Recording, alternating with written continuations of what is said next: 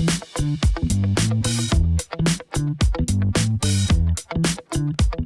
everybody, Jeff Sutherland, Courtney Twist. We're here at Broker Rehab. What's up, Courtney? Hey Jeff, how's it going? Good, it's good.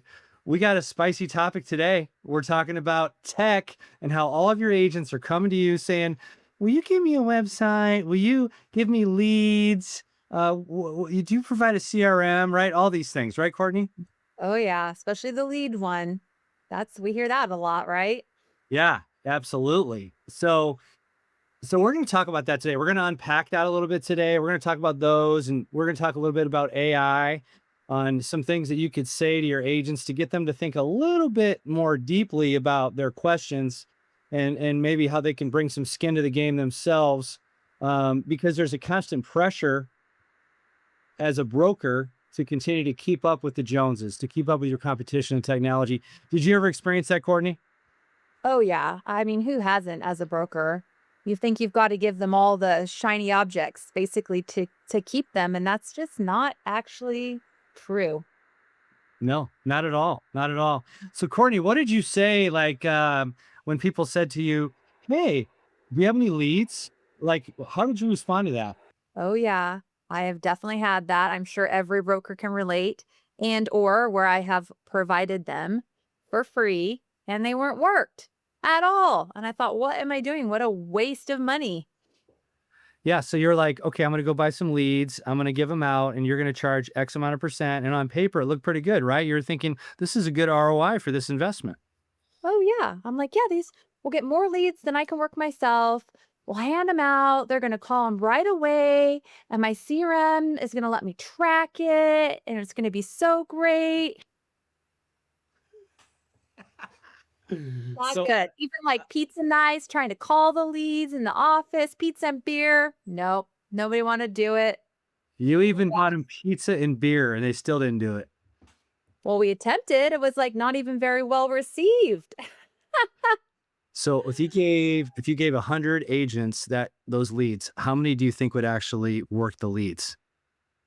Oh gosh, Jeff. I'm going to guess, I would say what? 10, 15% of them would actually work them the way you would want them to be worked. Do you think Yeah, I'm off on that? I would say maybe even less. Maybe even less. Yeah.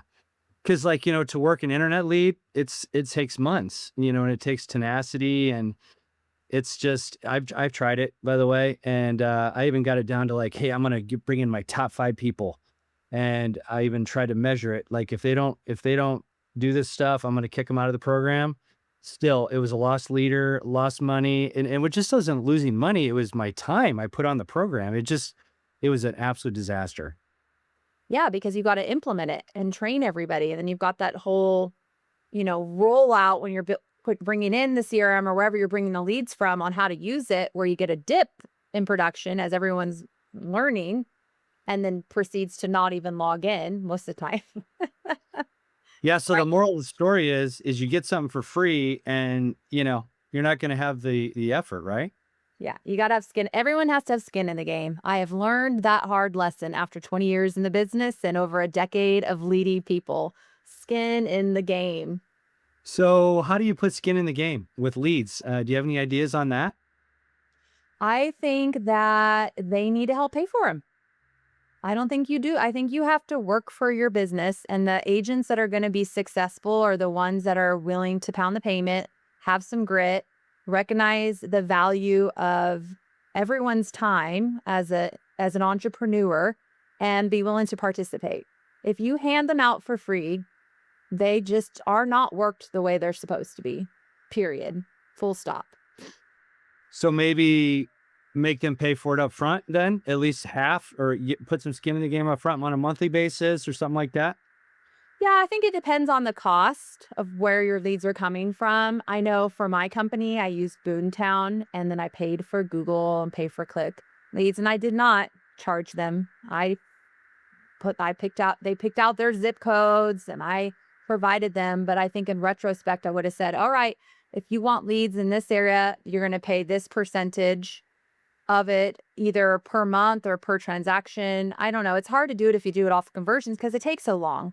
I think the average internet lead is 2 years. So from Yeah. start to Absolutely. finish. Yeah, and if you think about it, it's sometimes not congruent with the culture you might be wanting to build in your company. But if you're building a company around relationships and relational business, where you're doing transactions for families, like sometimes 4 generations, do you want to teach relational tactics or do you want to teach transactional tactics? I mean, do you think that's maybe part of it, something to think about as an owner? Well, I definitely grew my business that way. I didn't pay for leads at all for myself ever. Like Zillow, nothing. I built it all from local level, my sphere of influence, volunteering in every single nonprofit imaginable in my little small town, and my branding. My branding was a big part of it. However, when I started my brokerage, at some point I felt like I needed to get into the online lead realm, if nothing else, than to get our website out there and pay for certain terms, right, to keep it up at the top. And I think that's kind of where it started, and then from there, it just was like this beast that I was feeding and Yeah. continuing to pay more and more and more, and every agent I brought on cost more, right? Yeah. It just keeps on getting better and better. And technology obsolesces every 18 months. A lot of people don't realize that. It's like you're constantly having to upgrade, right? It's not like that thing that you bought a year and a half ago is going to continue to be used. You got to retool and everything constantly. Yeah, Uh, for sure. Yeah, you gotta watch your P&L really tight, when it comes to technology. This is definitely unexpected for me. What I would recommend is you get somebody that's good with technology, that has a level head on their shoulders, that can consult with you on what's absolutely needed, and you might wanna even, like, get somebody that's an advocate from the agent population that you have, somebody that's you're close with that you can they can maybe see it as a business owner too.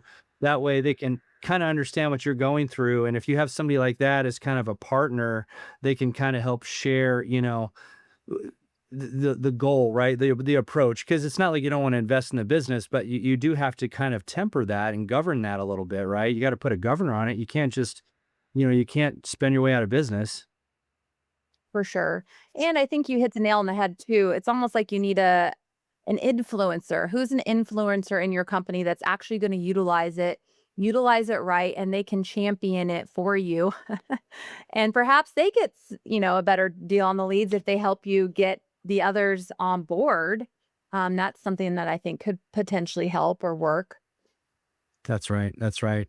Well, let's shift focus on websites. We brought that up. So a lot of small independent brokerages don't have these shell websites, template websites to give to agents, and that's something a lot of agents ask for. So, what would be some solutions on that, Courtney? Share your thoughts on that.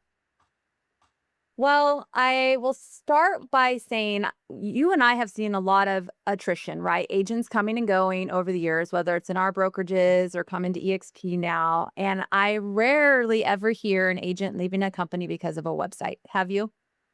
Nope. Nope. Nope. It's So, usually because they don't feel appreciated. That's the number one reason. yep. Mhm. It's they leave leaders. That's the reality, right? Usually they leave people when people leave, they're usually leaving their leader, or it could be other things. Or I guess in our business, it's more so because they're broke. They need to make some money. And Yeah. that's not usually becoming because they have a beautiful website or not. So we're going to get a little bit more into AI as we move along, but there are AI resources out there that can give you free websites, or your agents can build themselves free websites, right? Gamma.ai, that's one I use all the time for things. So I just think that it's overplayed. I think a lot of CRMs now can offer one that's perfectly functional if you learn how to tweak your templates. And that agents should learn how to do that for themselves. I think that's appropriate in my Wow, opinion. that is such a good point. Like Gamma.ai, lovable, can make landing pages. There's, that excuse is kind of like old school, right? I mean, there's so many free tools nowadays. So for somebody to complain about no websites. So this is a good like thought. This is kind of a good segue for you guys that are listening out there in general, right? If somebody comes to you with a tech issue or they're questioning your value because of some tool, I bet you there's some tool out there that can do it for a minimal price or for free with AI, because everything that's coming out right now, it's unreal. as far as the value that it has. And the last thing I'll say on that is if somebody's going to leave, like you said, because of a website or one particular tool, they're probably not going to stay for good anyway. Right. Agreed. And they're probably not looking, a lot of them aren't looking in the mirror.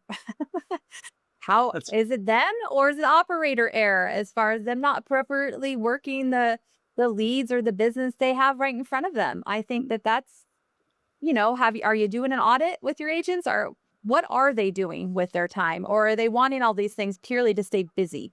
And busy is not profitable. boom. That is so true. It's if you really kind of interview your agents and you ask them what their typical day is, I'm just going to tell you right now, most of your agents are not putting in probably a full day. They don't treat it as a full time job, and they wonder why they're getting part time results. When I owned a brokerage, people would start funneling in at 10, 10:30. I was at my desk at 7.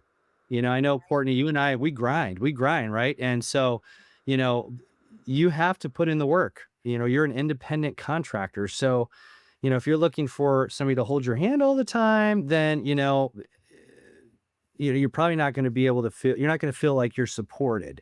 But the best way that, people like Courtney and I support people is by empowering them and giving them the tools or showing them where to find the tools, right? And then helping them implement. For sure. I think kind of going back to like the giving the leads and having them come from the CRMs and the agents will that are not very busy are often the ones that are asking for more leads and more and more and more, and they suck up your time, which we kind of discussed in our last episode a little bit too, right? The lower producers are the ones that usually take the most time away from the broker. And I think you can simply ask them, all right, show me your last 100 leads and show me document where you have called them and you've texted them and you followed up with them and what have you done. Show me your leads that you've added into the CRM from your sphere. I want to see it's very easy to see the proof of what is actually being done and what these agents are doing to take care of their clients or not. That's such a good point. I used to kind of mess around with agents when they came in to get coaching. I'd say, "Hey, do you mind if I call the first 10 people in your database? Can you open it up for me right now? I'd like to call them, and I'd like to see how well you know them." They were so scared, Courtney. They didn't even want any part of that because it's like, whenever you bring in somebody for a coaching appointment and they're struggling in their business, I'd always ask them, "When's the last time you called your database?" Mhm. Same thing over and over. Oh, it's been a year. How do you even have a business if you haven't called your clients in over a year? I know. They don't. They have a hobby. It's a hobby, right? Yeah. Brutal, but honest. And there's how many millions of agents are there in the US? Four, I think there's like four, 1 point, yeah, a lot. a lot. And most are part time, as we saw from stats, where the average agent did less than one deal a year. I think it was. It's crazy the different level of competency amongst our agents. And yet often brokers they just start going down, or we start going down that path where we get a little tunnel vision and we're just not thinking very strategically of who we need to be pouring our resources and time into and who we do not need to be doing that with.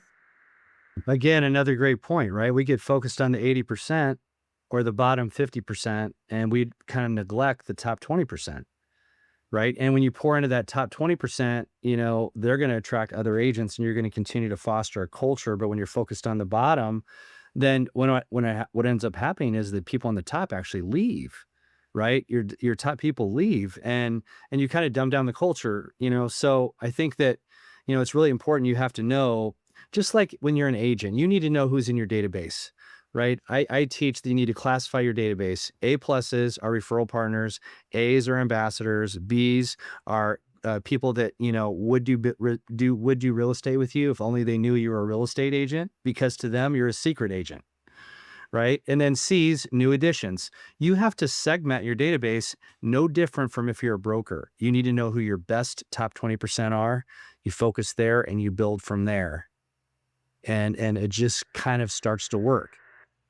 Absolutely. Yeah, I agree with you. That's a great way to think of it. Yeah. Yeah. So we got CRMs, websites. tons of CRMs, right? I mean, I can probably think of 10 off the bat of people that use CRMs, and I've heard that over the years. They want the next and best, greatest CRM. My From my recollection, very few people use their CRMs to the best of their ability, to their potential. Right. Which one are you using? KV Core or Bold So Trail? yeah, I use, yep, use Bold Trail, and I also use some Go High Level, but Mhm. yeah, mostly Bold Trail. Yeah, I use Bold Trail and I use Lofty as well. Both are really, really great. Boomtown got bought out by KV Core, which became Bold Trail. A lot of similarities amongst those. And they're definitely starting to continue to roll out more and more AI just as part of the experience, which is nice. And I find it to be pretty easy to use. Don't you find, Courtney, that like the basics, people don't even know how to do the basics, like mass emails, videos, texting through their CRM, monthly e-newsletters. Yeah. You have to take the time and train yourself before you train your team, right? Or at least have somebody training you guys concurrently, because they just it's a robust system and it's so rarely used, like you said, to its full capacity. Plus, they keep making changes and improvements. You just kind of have to stay on top of it, just like with any technology. See, you brought up another good point. Let's say you have a person on your staff. Let's say you have like 10 agents. You have a smaller brokerage, but you have a person that really loves to train.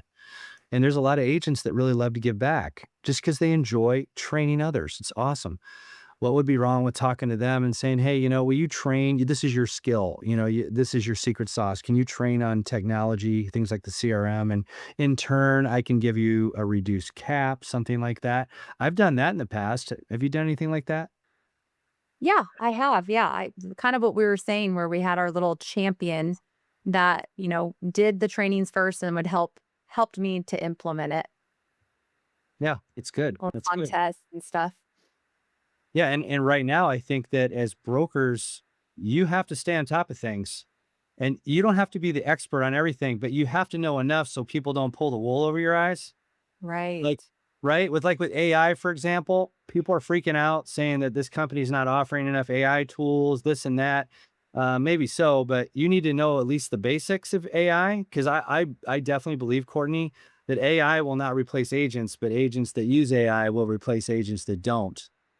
I Um, agree 100%. And I'm all in and I am loving it. My chat GPT has been down the last couple days and I feel like I'm dying.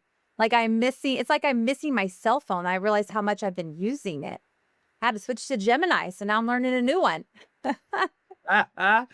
what do you use ChatGPT for the most?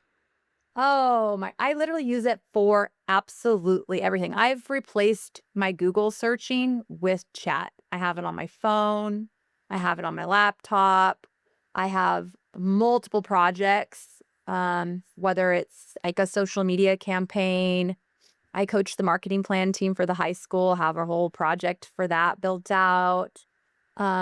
Scripts, my YouTube, of course, the typical, right? Property scripts, a lot of marketing stuff, I would say, plus just deep research, like my market reports that I go over with my team and clients every month. That's all. I plug in the data and it helps me analyze it. And what used to take me so long is just like that now. Isn't that unbelievable? Hmm. Interpreting the market. I'm sure you're getting very good at prompt engineering, right? You know how to put pretty good prompts in there. Oh, yeah, definitely. Well, we also have Phil Stringer in our organization who is amazing. I've gone to every class that he offers, and he is so good. And there's just so much you can do with it. Yeah, this is so cool. And Courtney, I think we need to have like separate sessions on AI alone so we can teach people how to use it properly. Um, Agreed. because you're amazing at it. So, I think in general today we're talking about tech, and we could go down so many different other topics like G Suites and email platforms and things like that.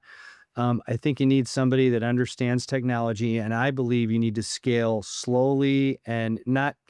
You have to keep up with technology, but what I mean is be methodical about it. Just don't pull the trigger on every little thing that somebody comes to you with some shiny object, or else you're going to have a P&L problem. Agreed. Which many brokers do, many agents do. Yeah, and the cause of this is not necessarily a technology issue. It's because we're not teaching our agents on how to lead generate, and it's still a relational business. Right. You know, even if you didn't know how to do anything in AI and you struggled mightily, if you got on the phone every day for 2 hours, you'd probably be successful. Oh, for sure.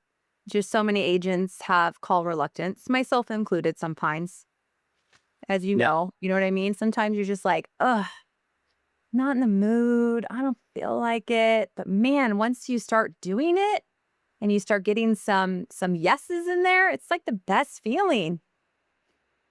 Yeah, that's awesome. So should we do our little broker recharge? I think we should. End of every episode, we're gonna have Mr. Jeff lead us in some fuel for our souls. Let's get recharged. And Okay, let's go. Let's go. Because I know Courtney's got some sports to go see tonight, right? So that's true. Little yeah, that's good. basketball in my future. I love it. I love it. Um, so focus as a broker and as a leader on what you're great at and double down on that and pick something you want to master over the next 90 days. One of the worst things you can do is spin too many plates and then you start to become mediocre at so many different things instead of becoming great at one or two things. So give yourself some grace and focus on becoming even better at what you're great at, what God's given talent was for you, instead of always trying to follow that squirrel or shiny object, because that's kind of dangerous because then you'll just delude yourself. You'll be exhausted. You'll be totally demoralized. Right. And you got to stay in your sweet spot. Like for me, my sweet spot is coaching agents, attracting agents. I know what I'm good at, and I also know what I'm not good at. So I try to outsource or get leverage through other really good people in the areas that I'm not good at. And then over time, I learn it, like this AI thing. I'm dedicating 2026 to keep up with Courtney when it comes to AI. I think you're already keeping up, Jeff. Yeah, I just had this amazing thing I was using last week, Courtney. I was in a conference up in Michigan, and I was using an AI pendant. Did I tell you about this? Is that where it records you? Yeah, it records everything it hears all day. But now Meta bought this company. Meta bought the company called Limitless, and it's an AI pendant. And you have to now disclose when you have a recording on. Um, you have to put the light on. But I always do anyway. Whenever I use it, I just say, "Hey, listen, this conversation is important to me. Do you mind if I record it? Because I might go back and I might want to listen to it again." And usually people are like, "Yeah, that'd be great." But what I'm doing is I'm taking all that input all day and I'm downloading it into a knowledge base, and I'm creating a complete AI machine for myself. So I can put out training, I can put out guides, which will be going out in 2026, free guides for how to do AI, how to have an enhanced AI real estate business, all these things. So these are just all the little tools we want to share with you guys as we move forward. I love that. I'm gonna have to do that. That's a great idea, Jeff. Well, occasionally I have one. Occasionally. Wow. Well, I think this is good, and I agree. Definitely one of our future episodes. Let's dive in a little bit more on the AI because I think you and I are both very passionate about it, and there's just so much that we could get into. Yep. So we hope people put your comments in the chat, right, Courtney? I mean, we want to hear from you guys. We have a whole lineup of topics, but we want to hear from you. What do you like? What do you don't like? What would you like us to talk about? We're all in. Whatever you want is what we'll give you. Yeah. Or if you want to be on here with us, again, we would love to have you as a guest and hear from you directly. So make sure you check us out on our YouTube channels, All Things Twist and the Jeff Sutherland Show. And we'll catch you on the flip side. Peace.